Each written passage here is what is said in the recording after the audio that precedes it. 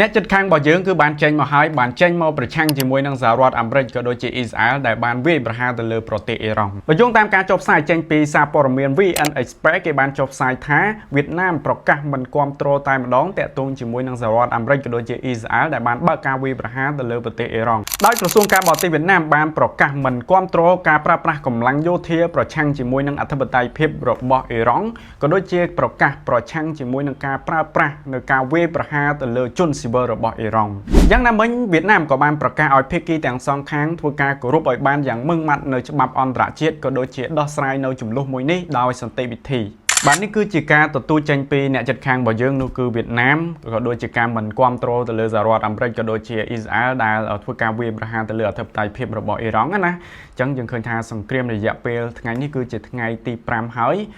បើតាមព័ត៌មានមកត្រួសឃើញថាថ្ងៃនេះអាមេរិកគឺបានធ្វើការដាក់ទ័ពមកចំនួន 50,000 នាក់មកបន្ថែមទៀតហើយក្នុងការវាយសង្គ្រប់ទៅកាន់អ៊ីរ៉ង់តែម្ដងអញ្ចឹងអ៊ីរ៉ង់នៅពេលបច្ចុប្បន្ននេះគឺមានសត្រូវច្រើនខ្លាំងមែនទែនមិនថាតែប្រទេសនៅពីអឺរ៉ុបមកទេមិនថាតែនៅក្នុងតំបន់មជ្ឈិមបូព៌ាខ្លួនឯងទេមិនថាតែសហរដ្ឋអាមេរិកទេគឺ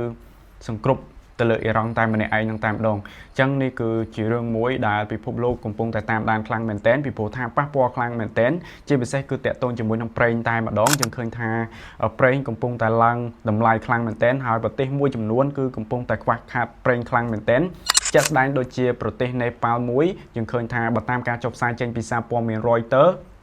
ប្រជាជននេប៉ាល់ជាច្រើនគឺកំពុងតែខ្វះខាតប្រេងហើយមានការកកស្ទះខ្លាំងមែនទែនក្នុងការ